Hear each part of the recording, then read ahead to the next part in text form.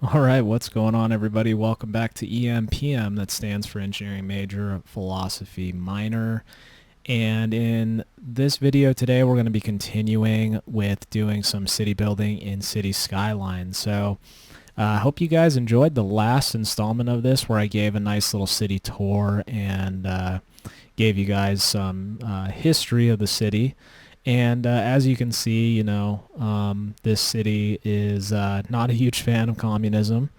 And that's why, the backstory for this city is, basically a bunch of, former defectors from communist countries coming in and starting this successful kind of free market capitalist city right here.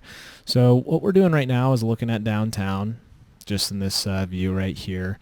And I want to do something a little bit more entertaining in this video than I think I was doing before. So previously we were kind of building freeways and doing roadway stuff. And, that can be kind of boring, but it's a really central part about making your city look aesthetically pleasing. So, in engineering, we talk about, you may have heard this, there's form, fit, and function. Now, typically in actual engineering practice, function is like the very first thing that you focus on. You want to make sure that you get your functional requirements right. And the reason for that is if you don't think about those ahead of time, what ends up happening is you usually overscope the total number of technical requirements or technical functions of whatever product you're developing, and it just becomes kind of in a completely unattainable goal. And just for reference, that usually happens when the government writes requirements and stuff for various types of military technology. So a good example of that is the F-35. The reason why that became such an expensive and incredibly insane program is because, the military originally wanted like 3 planes built into one. And of course, there are 3 variants of the F-35 for the very reason that, in terms of just the physics of flight, there's no way to combine all the different mission types into one aircraft. And that would be an example of getting the functional requirements completely wrong. So then we have fit, and fit is definitely important, but fit typically happens kind of in the actual design phase after you've determined functional requirements. And then there is form. And form is basically how things look on the outside, and how they look aesthetically. Now, the function, of this city is, basically to, the function of this city is actually kind of intertwined with the form of the city. You want it to be a place that looks aesthetically pleasing, that looks realistic, that has realistic attributes of a city. That's why here, the form is very important. So today we're going to be working on form mostly, and what that's going to look like is we're going to expand this downtown area. You'll notice right here, there's this kind of really ugly looking trolley loop right here. What's going to happen actually is the trolley line is going to, go around, actually get wrapped around here. We're going to work on that if we get to it. And then I want the monorail to actually cross this water barrier right here. But I don't want the road to cross. I just want it to be monorail. And I actually might send the tram across there too. So it'll be like monorail and tram tracks kind of right next to each other crossing here. But I'm going to go ahead and start working on this because I probably only have time to stream for about an hour tonight, and then I got to make dinner and get ready to go to work tomorrow. So I'm just going to go ahead and start working. Unfortunately, I'm noticing right now that my sound is not coming through. So I'm going to hop off for a second and just check some settings here really fast. Alright guys, I'm back in here now. I realized that I was doing some editing and I had the volume turned down from the previous video. So Anyway, in terms of current events here, there has been a lot of stuff going on, and I kind of want to churn through a couple short stories, and then maybe kind of dabble on some stories that are a little bit more important. So, as you guys know from the previous video that I put out on the channel, not necessarily the City Skylines video, but just the previous video that got put out on the channel, I finished, reading basically all of the Gulag Archipelago, and that book has like a ton of parallels with things that go on in current events.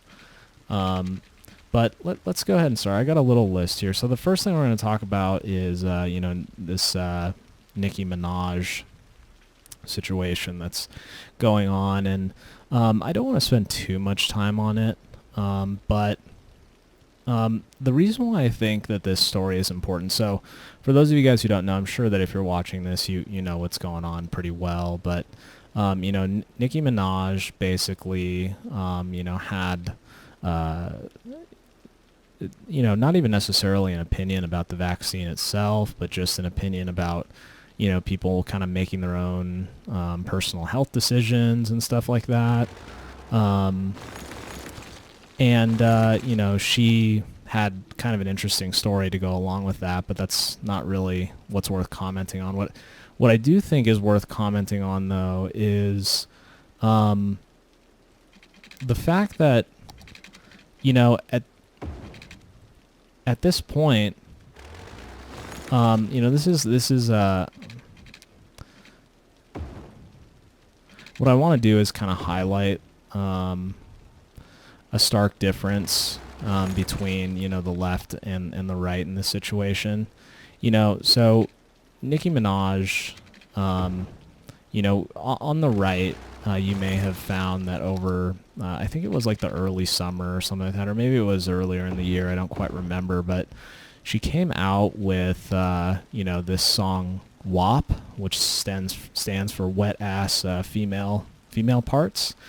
And we on the right, we kind of gave her some crap for that, and sort of rightfully so, because of course originally, well, I don't know if originally, but it sort of seemed like she was pretty left leaning, pretty staunchly into kind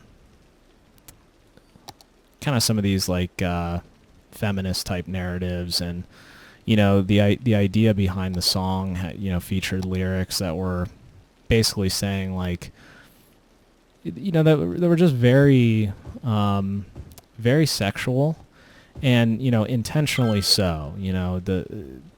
Being intentionally sexual meaning this is basically how you get advantage and power over men, and whether or not you believe in that, or whether you think that represents feminist ideals is one thing, but the important thing is we gave Nicki Minaj crap for it, but the absolute vitriol, like, so we weren't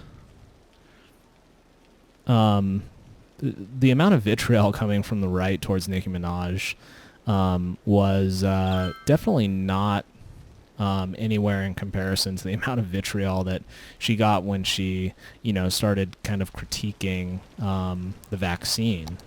And I just think that that's really interesting, because it's important to point out that on the right, conservatives, there's forgiveness on the conservative side. And, a lot of people think that, people on the right are just, these crazy religious fundamentalists, and, once you get banished from the church, that's, you can never redeem yourself and stuff, and that's actually not necessarily true. The whole point of, the stories, these important biblical stories, is to suggest that it is possible to be forgiven, that you can confess your sins, that you are redeemable, and so, the point that I ultimately wanted to make about Nicki Minaj is, you know, the left's never going to forgive her for this. You know, it's maybe a fair thing to say, well, you know, Nicki Minaj doesn't really care. And that's totally fine for her personally, but I just want, you know, people to know that you can be forgiven on the right, and you can be reaccepted again. And this you know, is going to maybe tie into a topic we'll talk about later, having to do with vaccine mandates. And I don't know if even saying the word vaccine gets me, you know, banned from YouTube or whatever, but what, you know, so be it. So the next topic that I wanted to talk about is AOC and this tax the rich tax the rich dress that she wore to the Met Gala. Now, a lot of this. So sorry, I'm getting distracted for a second because, first off, the way the terrain is being managed right here looks really bad, and that's because there's some of these like really extreme slopes right here. But the other thing to keep in mind is, so I want the building heights in this Orbel Plaza area to be managed around this helicopter depot. You know, in reality, you would not want incredibly tall buildings around here, but I think that they can be maybe a little bit taller than they are right now. But let's check out some of the other commercial development here. Yeah, so like buildings of this size are probably good. And this is, but see, that's high density commercial. So this is low density commercial, fancy boutique. Yeah, so this size is acceptable. So, you know, the buildings that are developing here are a little bit shorter than one might want, but as the land values increase, and they'll get upgraded. So I think selecting the low density commercial around here with the appropriate settings here. So there's a high-rise ban here, city planning. So this high-rise ban right here. And utilizing that high-rise band in conjunction with, you know, things like leisure specialization or no specialization or tourism or organic and local produce, that can really control the heights of your buildings. And the reason why that's important is, like, you know, if I look at the city from like this perspective, you know, what I want is for there to be a very dense area of skyscrapers, but then it should taper off. I mean, realistically, you can taper off wherever you want it to, but I kind of wanted it to taper off like relatively early around here so that I had shorter buildings towards the shoreline, and then just this really big dense downtown, and then even, you know, just a kind of wall of skyscrapers here in the front. Just an FYI, when you're designing your city, you can utilize managing these. Yeah, see, there we go. That upgraded. You can utilize managing these building heights to, you know, make your city look a lot more aesthetic. So anyway, so we're about to talk about AOC and her Met Gala dress, and, you know, AOC can wear whatever she wants, but I just think the political message on it is somewhat ironic. And I'm about to blow out this power line, which is just powering this waste transfer facility. Okay. It's pretty ironic, and the one thing that I want to mention about this, and again, this is not a topic that I want to dwell too much on because I think it's kind of like a frivolous, well, it is frivolous and it's not. I mean, it's just, the reason why it is frivolous is because it's kind of like a stupid thing. But the reason why it's not frivolous is because, you know, this is what, unfortunately, like the anointed liberal elites, like, really expect you to believe. You know, like, they expect you to believe that AOC isn't well off, you know, that, you know, she's still one of the people, and, you know, her voice, you know, is like the voice of the Latinx community or whatever, and truth of the matter is that she's just, she's become incredibly successful off of taxpayer money. Just like every other politician, and she doesn't. Honestly, I mean, this is not supposed to be just like a mean shot at her or whatever. I mean, she honestly like hasn't. She's not really that accomplished of a politician, if we're being perfectly honest. But regardless, the important thing about AOC is, she's not only is she trying to trick you into thinking that she's, a member of the proletariat, but this is the common mistake with some of this, Marxist philosophy and ideology, which is, well, it goes down to the foundation of it, which is, is something very important to consider, which is that there's always somebody more proletariat than you, and that may sound like. Sorry, I just got to put in some temporary power lines that aren't going to get disrupted by what I'm doing here. So this looks really silly right here, but we gotta put this stuff in. There's always someone more proletariat than you. And it's important to say that because her dress says, tax the rich. Well, who are the rich? I mean, what AOC means is anyone that has more money than her. So I think that there are some figures out. I don't know if they're true, but let's just say for sake of example, she makes, $170K a year, right? I mean, that's a lot more than I make as a, professional engineer, in the aerospace industry. And by the way, what I'm about to say is not me trying to brag, but I'm a decently good engineer. The reason why that's important to say is because I don't necessarily think AOC is like that great of a congressperson, or whatever she is. I want to put some plazas in here. Oh, this park is big enough to fit here. At the same time, let's check some of these unique buildings as well. Will any of these fit? No. What is this thing? Ooh, a posh mall? I actually think this is a good location to include this, but slope too steep. So one thing that's important to think about with these unique buildings, and other things is that your residential areas tend to suffer with noise pollution. So things that generate a lot of noise pollution are high-density commercial. The only time high-density commercial will not generate noise pollution is if you use this organic and local produce. Now, the problem with throwing that on high-density commercial is that will make like a bunch of electric vehicle charging stations. Now, I'm not like against electric vehicles or anything like that. I mean, I personally think that they're a waste of time, but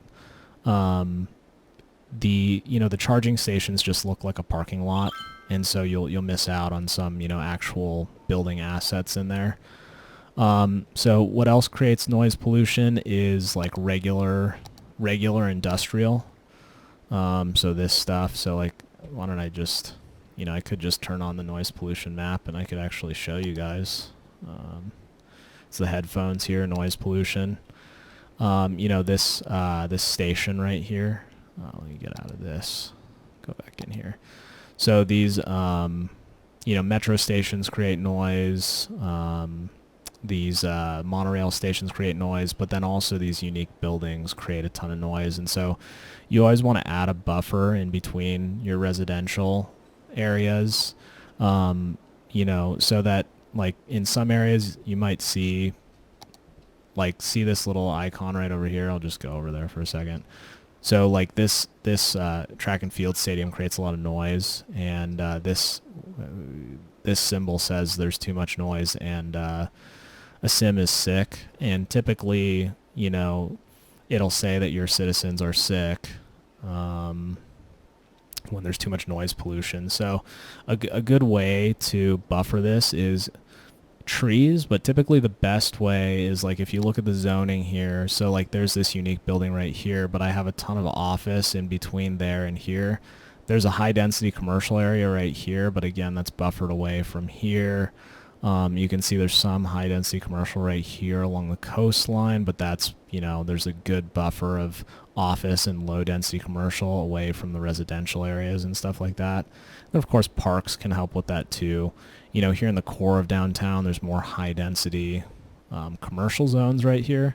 I kind of wish these buildings would be taller, but they're not. Anyway, getting back to AOC and figuring this out.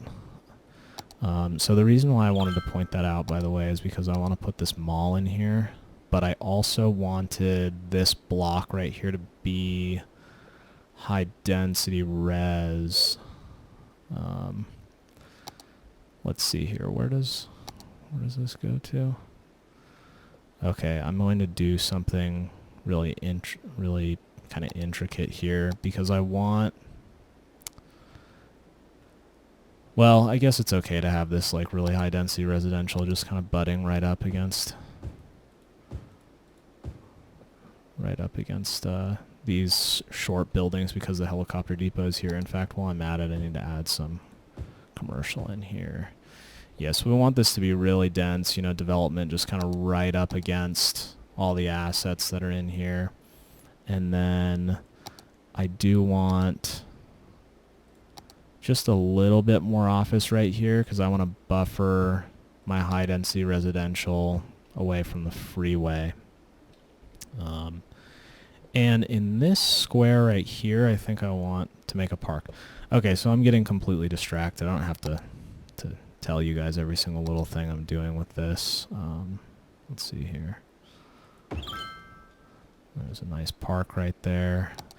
So AOC, so there's always someone more proletariat than you. So, you know, I mean, AOC, you know, technically makes more money per year than I do. So does that mean that I actually get to tax her at, you know, I actually get to expense her for my own oppression? You know, I mean, technically, you know, I'm part Filipino. I mean, I'm minority too, you know, so does that mean that I get to, does that mean AOC actually has to pay tax dollars so that, you know, I benefit from them? I mean, I would think yes, but of course, you know, that's not what's actually going to happen, right? She just shows up and, you know, wears her nice shirt or her nice dress, and, you know, just gets points with you know, progressive elites. But that is, you know, that's the important thing to remember is, you know, the second that you think that you're oppressed, basically, there's always going to be somebody who's more oppressed than you. And, you know, that's part of the reason why the Soviet Union had so many issues, and why we talk about, you know, it's important to address, you know, this like Soviet style culture of suspicion attitude, because in the last Gulag Archipelago video that I put out, there was a quote of, you know, that basically this alleged engineer, you know, he was arrested, and the reason why was because somebody envied him, and so they denounced him, and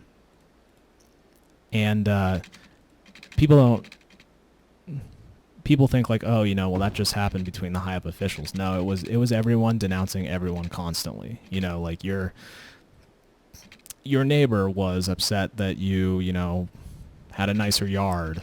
I mean, it was really just sophomoric stuff like that. I mean, you know,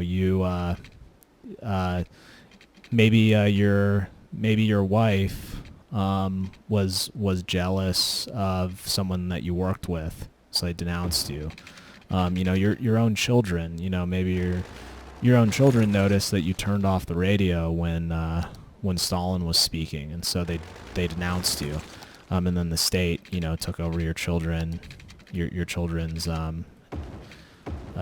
upbringing in the Komsomol, you know, and raised them to be good Soviet spies basically, but not, you know, I mean, they could be spies in other countries or whatever, but mostly they were just spies against their own people. So anyway, you know, this is the difficulty with some of this like socialist, you know, progressive school of thinking here, is that you know, you're always going to be able to break people down into categories refined enough that that are more at a disadvantage than you are. Let's add some pedestrian paths here. So, you know, AOC can wear that until, you know, somebody comes out and says like, hey, hang on a second, you know, I actually want your money, AOC. And by the way, you know, a lot of us have actually accomplished something with the talents or the skill sets that we've been given. Unlike AOC, who has just, you know, complained her way to the top. So that said, I keep not connecting up my water pipes here. So if you watch City Planner Plays, he says that the water pipes need to go under the road. And it makes a lot of sense. You know, the reason why the water pipes need to go under the road is because then, you know, the city can come dig this stuff up without having to, you know, just destroy buildings willy-nilly. So I did want to place this unique building of interest. And I think we're going to do that over here. Small. The slope is too steep over here? Oh, no. Yeah, I guess it does look too steep, huh? Let's see here. Hang on a second. Let's go ahead and demolish that road, because it was going to go in over here, but see, the problem with this is... Okay, it's going to have to be kind of... I'm going to make a road that goes like that. See, I want to make sure that it's offset away from these residential buildings right here, probably by a little bit of commercial. And again, that's because, oh, and this is such a bummer that this street is just like one tile away from lining up. So what we're going to do is actually move that over. I know that's like super unrealistic, but it's a game. So take out this road, and I know that's going to end up demolishing some buildings, but I want this street to come here like this. And see, I don't want that to come in at an angle, so I'm going to have to get rid of that. And these buildings are going to have to disappear and get rebuilt. That's okay. So we'll do that. Now the question is, what kind of density do we want around this? I think that just low density commercial is fine. Or do I want buildings that are slightly taller than that? I think low density commercial is okay. So let's take a look at how much noise pollution this generates right here. Yeah, a lot. So here we're gonna have offices along here, and then we get high density res right there. High density res, boom. Offices here. Yeah, so this is shaping up kind of exactly what I want to see. I want these buildings to butt up just right against the freeway, so it gives this look, you know, where you really can't even see, like, you know, you shouldn't be able to even see this freeway intersection from here. And I'm going to landscape. I'll do a video where I do some landscaping in here in a minute. Oh, and also I need office along here, maybe even there and there as well. All right. Yeah, no, I think that's a cool look. You know, you're coming in here on the freeway and you get a view of this mall. I mean, what's kind of a bummer is that these street levels. We're gonna have to cover this up with some landscaping probably. Yeah, see, that looks kind of weak right there. What might be a better idea is to do some of this right here. So yeah, so not enough soil. Oh man. So one thing I also was going to do is reconfigure this right here, and I'm going to take soil away from here in order to do that. I want to basically flatten this out entirely to not only gain back some soil, but I just want it to be flat from the metro station. And I'm going to delete out here these freeway segments as well, but just bring this under here as much as we can, because I also need to see where that's going to meet up. Okay, that's good. Yeah, so let's get some soil here. Okay, anyway, I've gotten super distracted. So yeah, AOC, unfortunately, she doesn't realize that one day, the mob is going to come for her. The proletariat are going to come for her. And she's going to be like, wait, what happened? I was proletariat. I'm proletariat, aren't I? And they're going to be like, nah, you're just a wealthy elite. And then she'll have to go to the gulag too. So that's cool. Yeah, see, look at how high that has to be, though. I didn't realize that slope was so severe. That's kind of unfortunate, because I wanted this road to meet up, and now it's going to look really junky if I do like this. Yeah, see, that one doesn't even want to go. I guess this road is going to have to, come through a different way. So anyway, that's what's going on with AOC. It's like, what she also doesn't realize is that the rich already pay a majority of the taxes. Now, I actually think that we should tax the poor a little bit more, and I know that that's an incredibly unpopular position, but what you guys need to realize about that is the poor.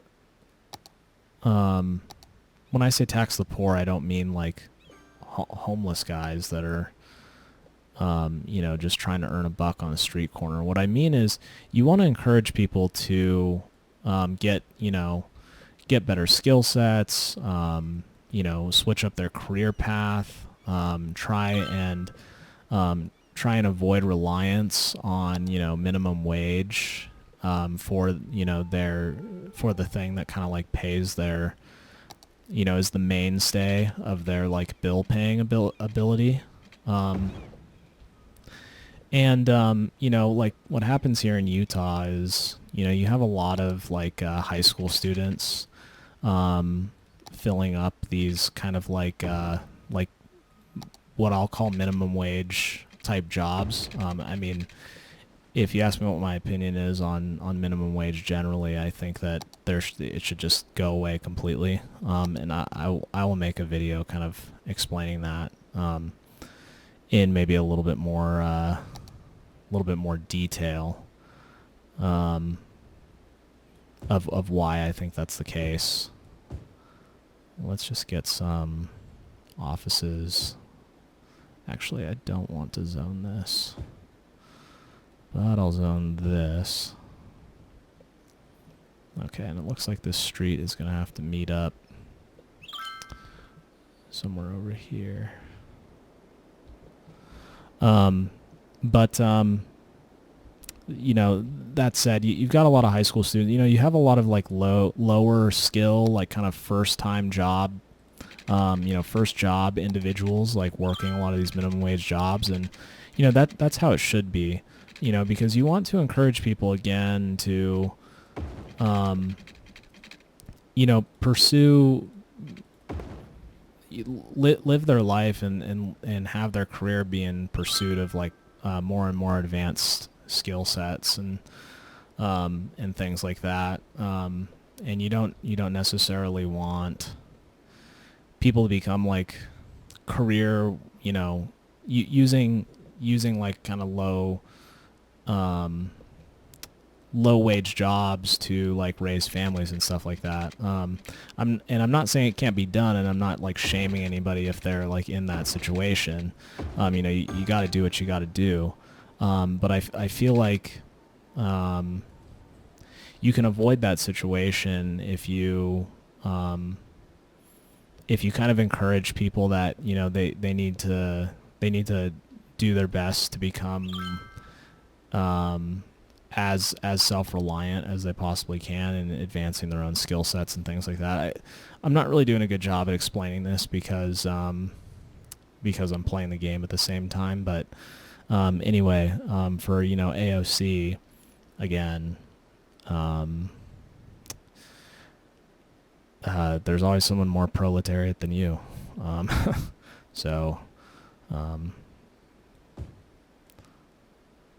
Okay, let's get some commercial going here. And then what I think I want to do is have high density residential there, but I want it to be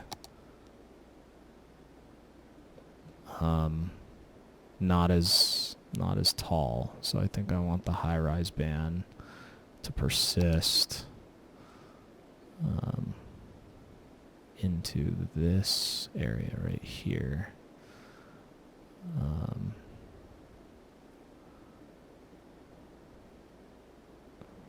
Just paint this really fast right here. And then on the other side of the freeway in this area is just going to be kind of dense forested landscaping. So we're going to make high density residential here.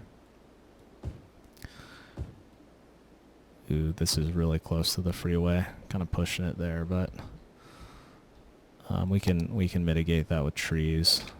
Bring this out this way a little bit. Maybe to here. Here, there, and high density residential right here. I don't want it to get too close to the waste transfer facility either because, whoops, because no one wants to be smelling garbage. All right, so let's move on then to the, and then I can put offices around here like this. So next topic is, I read this morning on LinkedIn that Raytheon is, I can get rid of these power lines as well. These ugly things right here. Need an episode to deal with that as well. So Raytheon, so let's talk a little. Let me take a step back. I'm getting ahead of myself. We're already at 33 minutes here, so may not get to developing a different area of downtown. Well, maybe we will, because this is pretty much done. And actually, I do want to de-zone this right here because I may want a street that comes up and over the freeway, and I don't know if I have enough room to do that right now, but maybe it'll tunnel under, just for some additional connectivity there. Let's get a nice loop of water going here. So Raytheon, for those of you who don't know, is a big military defense contractor, and Raytheon recently merged with United Technologies. And I actually used to work for a division of United Technologies, which was called United Technologies Aerospace Systems. And it was them, a company named Hamilton Sundstrand, and then Pratt & Whitney, which makes engines, which kind of made up this giant conglomerate. Anyway, so this morning, Raytheon, which is, at this point, just this, giant, monolithic aerospace company, mandated vaccines. And what's frustrating about this is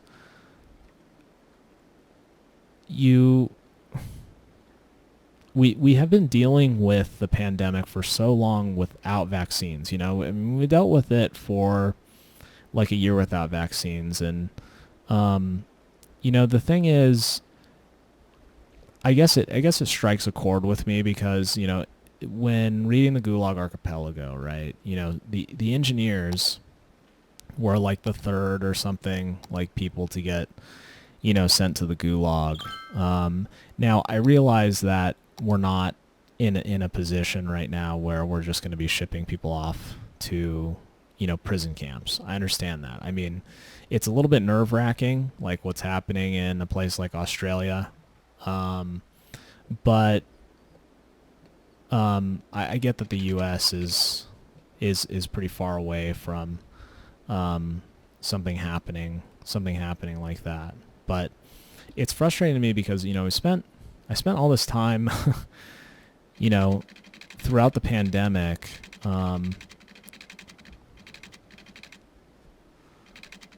Let's see here. How do I want this to be?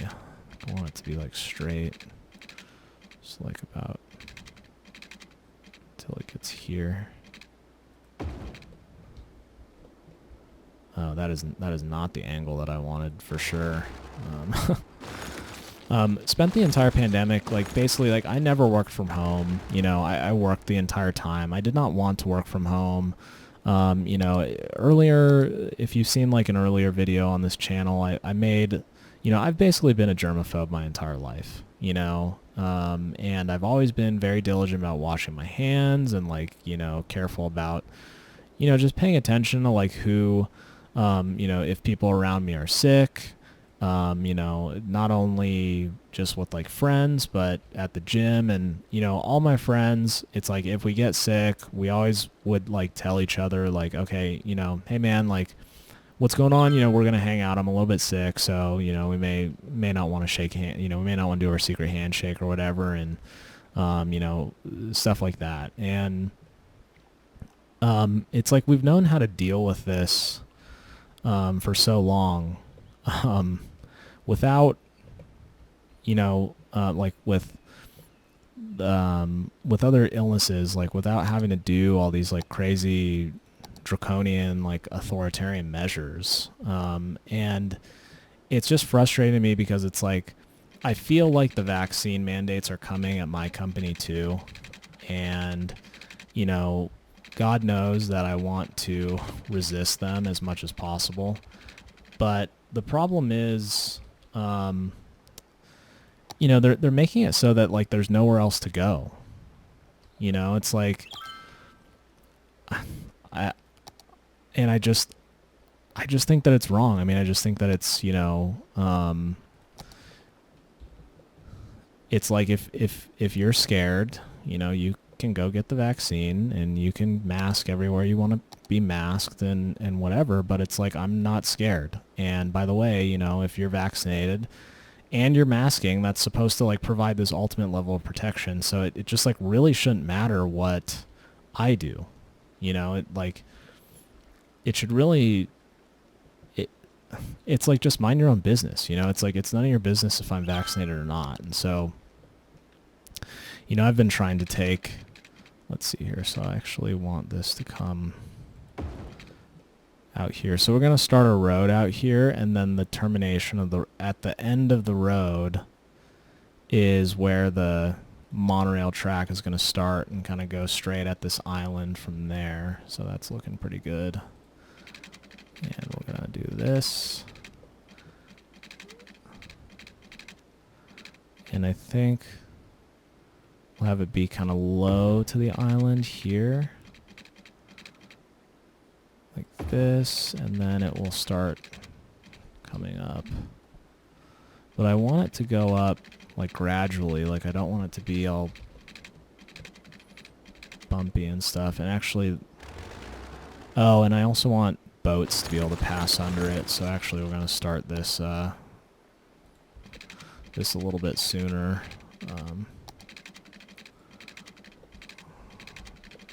So I want this to come up here.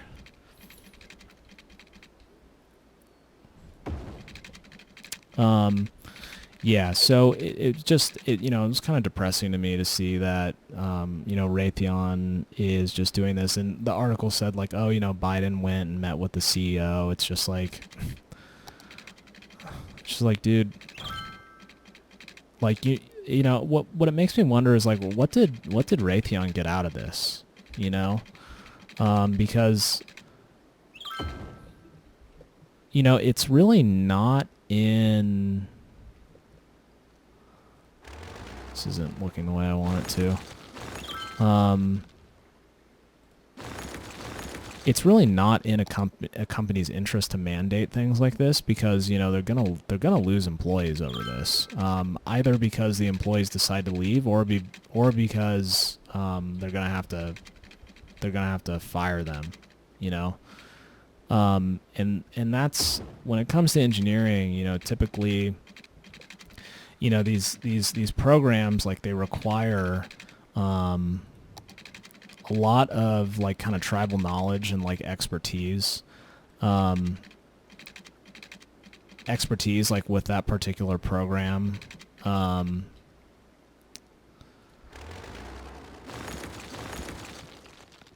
And they're just kind of like eliminating that. And the other thing too is, what people don't understand is like employees, to businesses are really important assets. Typically a lot of money is invested in, developing an employee and, retaining an employee and making like a competitive offer and stuff like that. And, when it comes to, talking about like all this social justice stuff, with, especially with like gender and diversity and inclusion related things and stuff like that, it's like these companies have like spent a lot of money on these employees. And so one way or another, Biden, he's gonna have to provide, he's gonna end up having to provide like some kind of compensation, if there is like a serious employment shortfall. So it just makes me wonder, like, what Raytheon got in return. And it also makes me irritated because, in the field that I work in now, Biden is definitely going to come knocking on, basically every CEO's doorstep here. And to be quite honest, like, it's really frustrating, and especially because it's like, man, it's like buddy, I left California to escape this, and now it's like, I can't, you can't get away, and so it's like, when you're backed into a corner, it's like, what do you do? It's like, and this is why, like, in kind of the last episodes of this, I was saying stuff like, you guys need to decide what kind of person you're going to be, like, let's say that you're a manager, are you going to be the one who, terminates an employee over this? I don't know. I mean, I certainly wouldn't. It's like this isn't. These aren't like fireable offenses. This is privacy. This is personal health decisions, and it's just wrong. And we can get into talking about the stats and this and that, and what the risk is, but I want to keep it in this discussion at like the moral level. Like, people do not deserve to be fired over stuff like this. It's like, if you're sick, just stay home. Like, just be a nice guy and stay home. When you're recovering and you feel like you're ready to go to work, like, just try your best to stay away from people. Like, be courteous. Like, there's plenty of mitigations that we can do without, like, not only forcing medical decisions on people, or coercing medical decisions on people, but also, like, what has to happen in these companies is, first off, you have to get everybody to report whether or not they're vaccinated. So you have to develop a system so that people can report. Unless, Biden comes in and says, we're just going to have everyone report to the government and then you're going to use our system. But that system's going to be inefficient and, that's an issue. So once you develop the system to report, which is another bureaucracy, then you have to, develop the system to enforce it. And that includes verification and validation of, who actually is, whether or not people are lying. And that is yet another piece of administrative bureaucracy that needs to get put in place. And then once you've done that, you have to enforce compliance, non-compliance rules. And you might end up losing like some of your most talented people, like some of the employees that you invested like the most amount of money in. So, in every sense, it's like spend money for the federal government, spend money, add this bureaucracy, add this department, add this agency. And you can see very easily, like, this is exactly why the federal government bureaucracy just always continues to grow, because it's always doing things that incentivize its own growth. And then think about this on, Biden's side. He's also going to have to develop like a bureaucracy to enforce all this stuff too. So I want to just like quickly mention too, because I'm riffing on this right now and the video is getting long, but let's see here. And how do I want to connect this up as well?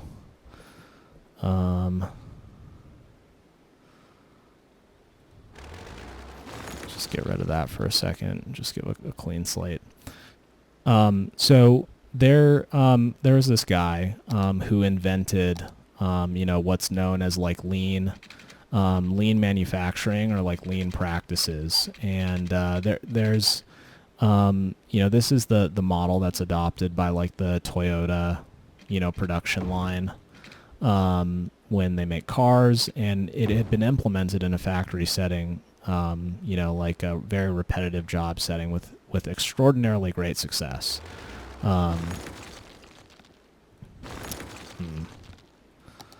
And one of the keys, one of the key principles in lean ideas is what's called least waste way. And the basic premise of this idea is, you can never, you're never going to be able to bean count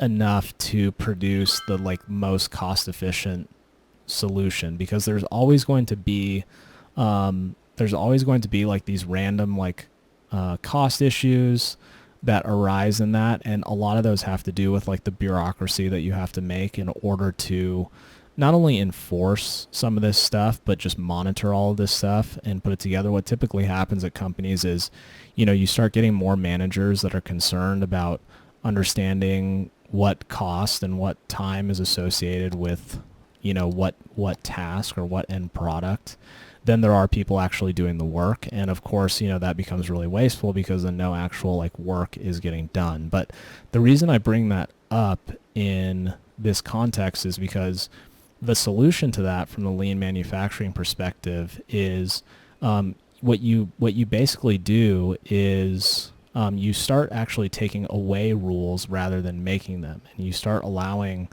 individuals to identify areas where they can like basically take out time in the production processes. And a lot of this stuff is like really silly. It seems really silly, but it's like, rather than a person having to walk 10 feet to get a tool, all the tools are right there, like beneath the workbench for the specific job that they have to do. Or like,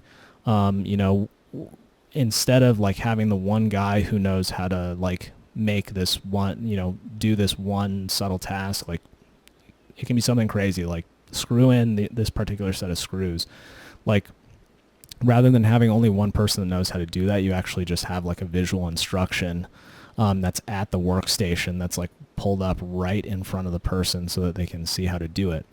And basically the idea behind lean is if you make enough of these like process improvements and you know, get rid of like all the non-value added administrative stuff, like ensuring that you can police people and ensuring that, you know, there's a bureaucracy in place to like manage everything that goes on. You'll actually approach the most efficient solution, like just by virtue of making these like small incremental improvements. And that's what I feel like, you know, human behavior surrounding coronavirus like really needs to be. It's like you basically just let everyone respond to like the free marketplace of ideas, and eventually you'll reach the most efficient solution. And if the most efficient solution is everyone getting vaccinated, then like everyone will just go get vaccinated eventually without you having to like police it. Because what's happening now is the federal government is just blowing away money. You know, we'll end up blowing away money like just trying to force people to do something, when really the most efficient thing is to just let people make decisions for themselves and, you know, kind of mitigate the issues. Do I like that? Let's just see how this works out.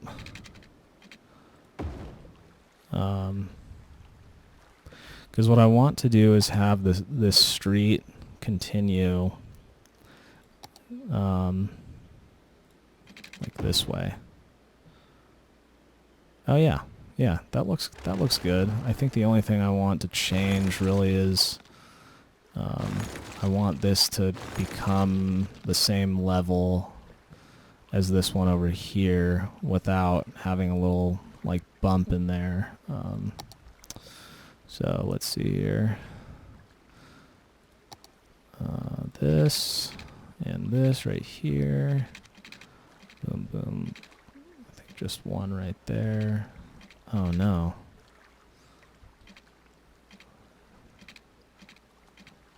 Yes, like this. Oh, I still don't. I want it to be smooth. We're straight, right? Oh no. This is the frustrating part about this game, is kind of getting this stuff right. So anyway, you know, that's just a nice little principle in, I think if it's like this, it'll be fine. In lean manufacturing, and you know, this like kind of how it applies to these vaccine mandates. It's like the amount of time and resources that are going to need to be spent like enforcing this and setting up the bureaucracy surrounding this it's just going to be incredibly wasteful. And you know, people would be better off just being able to make their own decisions, you know, for what's best for them and their families or whatever. And then on top of that, it's like, it's just wrong to coerce people, you know, into doing stuff like this. It really is, you know.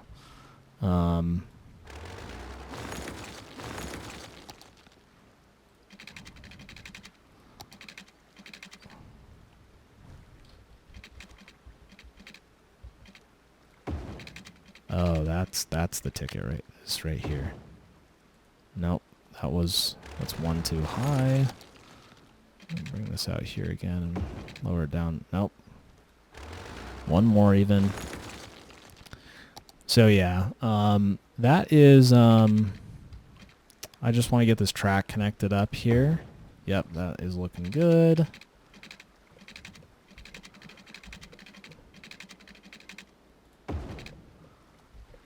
Oh geez, no, that's not looking good. What am I talking about? So you can't go lower. You can't go lower than that to the ground. This is a pain, guys. This is a pain. The video is also getting a little bit too long as well.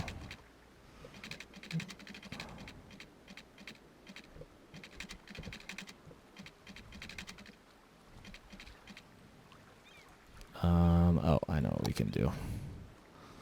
This. Steal that height. We'll just make a trench right through here. And actually, better yet, just continue it to there. For the time being, maybe I can do something like that. Okay. Yeah, so guys, I'm not on board with these vaccine mandates at all.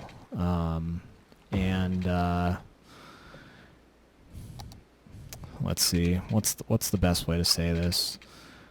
You know, people need to continue to, yeah, that looks a lot better. People need to continue to like speak out against this and be resilient, because this is, you know, this is like important like medical freedom stuff that is getting taken away from you. And again, you know, we talk about, you know, stool pigeons and stuff like that. I mentioned it briefly earlier, but you got to decide, you know, what person you're going to be, especially if you're one of the people who is going to have to penalize or let people go, you know, at companies and stuff like this, for this kind of stuff. It's like, are you just going to toe the line and just do it? Or are you going to say, no, you know what, I'm a manager of this team. I built this team for a reason. You know, these are the people that I need to do the job. And I am not going to be, you know, letting people go. And it's like this, I don't like saying this stuff because it sounds so extreme, but it's really, the extreme part of it is the fact that like people are going to get terminated from their jobs for like what should be just non-fireable offenses, right? Or not even like, you shouldn't even be, like, you don't discipline somebody for this. Like imagine like going saying like, oh yeah, I got fired from my job because like I got caught not wearing a mask one time, you know, or like, it's like the second you start letting people go from this, it's like it's guilty until proven innocent rather than the other way around. And the problem with that is that the guilty get punished before they get a chance to prove innocence. And, you know, that's what happened in the Soviet Union. I know I keep coming back to that, but it's like, you guys got to read this book because that's what happened. And it's like, are you going to let that happen or not? And the way it happened isn't because, you know, I mean, part of it is because Stalin came out with a decree, but the real reason it happened is because everyone just acquiesced. You know, it was normal people enforcing this stuff on other normal people. So guys, this is getting to an hour long, and I just want to share that we were supposed to talk about General Milley, but I got to hop off because I got to make dinner and stuff. But anyway, we got the monorail connected up, so that's good. Expanded this area of downtown, and you know, made some progress on the city. And at the same time, you know, we talked about a couple of these current events, and I hope that in listening to this, you realize that it's like, okay, you know, here's a conservative talking to me. It's not just like a complete nut job, you know, crazy, like, you know, all the nasty words that people call conservatives these days. And it's like, here's the thing, like, if you do something, like, you can say all those nasty, mean words, and you can like refuse conservatives from going into businesses and stuff, or you know, not being vaccinated and stuff. But here's the thing: if you come to a conservative, like, let's say one day down the road that you realize like, oh, you know, actually that was a really good point, and you come say like, hey dude, like, you know, this I was kind of talking out of line here, and I didn't quite understand your perspective, but like now I kind of do. Like, the conservatives are going to be like, all right, man, no problem. You know, like, thanks for being honest, you know, about this. But the other way around, like on the left, it just doesn't happen that way. So like Nicki Manaj is just going to be like banished forever, you know, and guarantee like every time she tweets something now or does something like on the left, you know, the media is just going to like start ripping her apart. And that's the thing, you know, also with like the vaccine mandates. It's like, I mean, you get let go of a job for like the vaccine stuff. There's no like going back, you know, and it's not like you just go to a different spot. Like, no, it's like your career in that field, well, at least in aerospace, for example, I mean, it's pretty much over if like every other company, I shouldn't say aerospace specifically, it's really any field. I mean, your career is over if every business in that industry is doing that. And like, when you kind of look at it in that context, it's like, should we really be punishing people this severely socially? Like, even though there are like many other ways to not only mitigate your own risk, but mitigate like the, the risk of other people being around you than, like forcing people to undergo certain medical treatments. And not even just forcing them to undergo it, but like forcing them to disclose like their own personal decisions, for the benefit of public health. I don't know. I just think that if you look at it from like a high level, like common sense point of view, like that just doesn't make sense. But maybe I'm talking out of my rear end, and if I am, you can leave a comment, you can get mad at me or whatever. I mean, I've had like some really good comments, and then I have had some comments that, honestly, they disagree with me, and that's good, and they make me think, and sometimes I respond to them, and sometimes I don't. But if you guys have a comment, leave it below, and I hope you guys like enjoy the city building in the background. I know that, I'm realizing now that doing it, that it gets kind of like a little bit confusing because I bounce back and forth between explaining what I'm doing here versus, actually like talking about the political topics. But anyway, I mean, I'm having a lot of fun doing it. So anyway, I hope you guys enjoy this. And in the next one, so we're going to get rid of this trolley thing. I think the trolley is going to get brought up through here, go down the hill, come across the water, and then also there's going to be a branch of the trolley line that I think just kind of borders out along here and then maybe goes under. I'm going to redo these bridges so that we can pass roads under them and stuff like that. I think there's adequate clearance here for that. So anyway, guys, I am going to go ahead and leave it there. Hope you guys enjoy the rest of your evening, and you'll probably be watching this like Monday, even though it's being filmed Sunday night. So catch you guys later.